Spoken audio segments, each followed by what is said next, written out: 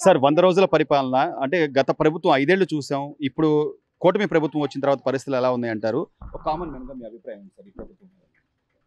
Common మ్యాన్‌గా ఆలోచిస్తున్నప్పుడు మనం శాంతి భద్రతలకి, మిగతా ప్రతి విషయంలో కూడా ఆలోచిస్తుంటాం మిడిల్ క్లాస్ మ్యాన్‌గా. ఇప్పుడు ప్రెజెంట్‌గా రామరాజ్యం ఎలా ఉందో మేమైతే చూడలేదు. ప్రెజెంట్‌గా జరుగుతున్నది ఒక రామరాజ్యమా అన్నంత ఫీలింగ్ వచ్చే విధంగా పరిపాలన అయితే సాగుతోంది.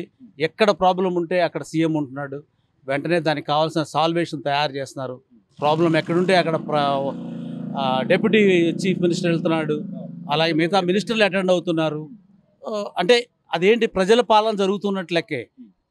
చిన్న ఎగ్జాంపుల్ నేను కాక మొన్న ఒక ఎమ్మెల్యే కాకినాడ ఎమ్మెల్యే టెంప్ట్ అయిపోయి ఒక ప్రొఫెసర్ని పట్టుకుని తిట్టేశాడు. వెంటనే రియలైజ్ అయ్యి నేను మొత్తం పగలంతా దాన్నే తలుచుకుంటూ నేను బాధపడుతున్నా అని చెప్పి చెప్పడం జరిగింది. అంటే తప్పు చేయడం అన్నది మానవ సహజం. రియలైజేషన్ అన్నది గొప్ప విషయం. ఆ రియలైజేషన్ అన్నది ఇప్పుడున్న ప్రభుత్వంలో ఉందని మేము ఫీల్ అవుతున్నాం. సో ఇదే రియలైజేషన్ జగన్మోహన్ రెడ్డి గారు ఇంత పెద్ద వ్యవహారం తిరుమల తిరుపతి లడ్డు వ్యవహారం అనేది కొన్ని కోట్ల మంది ప్రజలు భక్తుల మనోభావాలకు సంబంధించిన అంశం అయినా కూడా ఆయన అంత లైట్గా తీసుకొని మేము ఇంతకుముందు భారతీయ జనతా పార్టీ నాయకులు ఉన్నారు కదా, మీరు చెప్పిన వాళ్ళకే ఇచ్చాం కదా అని మాట్లాడుతుంటే అంటే భారతీయ జనతా పార్టీ నాయకుల మీద నిందేసేస్తే ఆయన చేసిన తప్పు సార్ మీరు అసలు జగన్మోహన్ రెడ్డి అన్న ఫేస్ని ఫేడ్ అవుట్ చేసేయండి సార్. అతను లేడు, సీన్లో లేడు. అతన్ని అసలు వదిలిపారేయండి. వెధవండి వాడు, వెధవ, పెద్ద వెధవని తెలుసు కదా, అన్ని తప్పులే చేశాడని తెలుసు కదా. ఇప్పటికి రోజుకు ఒకటి చొప్పున బయటకు వస్తున్నాయి కదా, ఇప్పటికి 100 తప్పులు కనపడినాయి కదా. ఇంకా అతను ఎందుకు మీరు హైలైట్ చేస్తా ఫోకస్ చేస్తారు? ఫోకస్ చేయకండి, అసలు తీసేయండి. అతను ఉండడు, ఫ్యూచర్లో ఉండడు కదా. ఇప్పుడు ఉన్న కేసులని కనుక రికార్డ్ అయ్యి దాని ప్రకారం వెళ్తే లోపలికి వెళ్ళిపోతాడు, బయటికి వస్తానికి ఛాన్సే లేదు. ప్రతి కేసుకి 10 ఏళ్ళు పడితే ఆడు బతుకున్నంతకాలం కూడా సరిపోదు. చేసిన అన్ని తప్పులని మీరు కూడా అర్థమవుతుంది కదా సార్. మీడియా ఫోకస్ చేసినా చేయకపోయినా ఈరోజు బుడమేరుకు సంబంధించి వాగు పొంగి పొర్లితే ఆయన ఇల్లు కాపాడుకోవడానికి గేట్లు ఎత్తాడని మాట్లాడేది ఈయనే. పోనీ అది వదిలేసేసి ఇంకేదైనా చెప్తాడు అంటే 100 రోజుల పరిపాలన ప్రజలు ఎవరు కూడా సంతోషంగా లేరు, మీరు అటర్ ఫెయిల్యూర్ అయ్యారు, అందుకని చెప్పి నా మీద ఈ నెపం వేస్తున్నారని చెప్పేది ఈయనే. ఎలా సార్ చెప్పాను కదా, వాడు ఒక మూర్ఖుడు, ఒక సైకో. వాడు ఏం మాట్లాడుతున్నాడు వాడికే తెలియదు.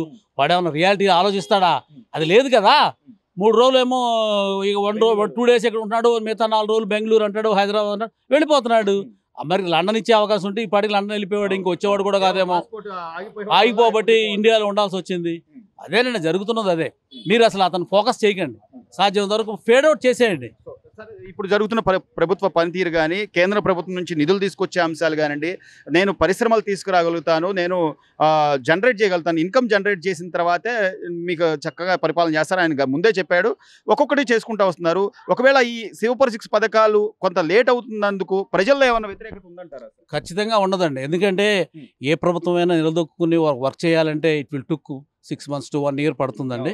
ఆ ఆలోచనలో ఇప్పటికీ వీళ్ళు ఉన్న సూపర్ 6 పథకాలు చెప్పారు, దానిలో 3-4 ఫుల్ఫిల్ చేయగలిగారు. ఏదైతే బిలో పావర్టీ లైన్లో ఉన్నటువంటి ప్రజలకు కావాల్సినటువంటి సేవ అన్నది జరుగుతోందని మేము అనుకుంటున్నాం. యాక్చువల్గా మేము దానికి వ్యతిరేకం. ఎందుకంటే అందరూ పనిచేయాలి, దానిలో నుంచి వాడు సంపాదించి తినాలి, దానిలో కొంత కన్సెషన్ ఇవ్వాలి. ఉచితంగా ఇచ్చి కూర్చోబెడితే ఇవాళ ఏ డిపార్ట్మెంట్లో చూసి పనిచేసే మనుషులు లేరండి. ఇప్పుడు నేను ఒక హోటల్లో సీఈఓని, నా దగ్గర వర్కర్స్ దొరకట్లేదండి, ఎవడు పని చేయట్లా, అందరూ ఇళ్లలో కూర్చుంటున్నారు. కారణం ఏంటి? రకరకాల ఫండ్స్ ఇస్తున్నారు కదా, వాళ్ళు సోమరపోతులు చేస్తున్నారు. ఇంకా మన జీడిపి ఎప్పుడు పెరుగుతుంది, దేశం ఎప్పుడు బాగుపడుతుంది? అందరూ పనిచేస్తేనే బాగుపడుతుంది. ఓవరాల్గా ఈ 100 రోజుల పరిపాలన కూటమి ప్రభుత్వం పర్వాలేదంటారా? పర్వాలేదండి. 100 marks 100% ఇవ్వచ్చండి.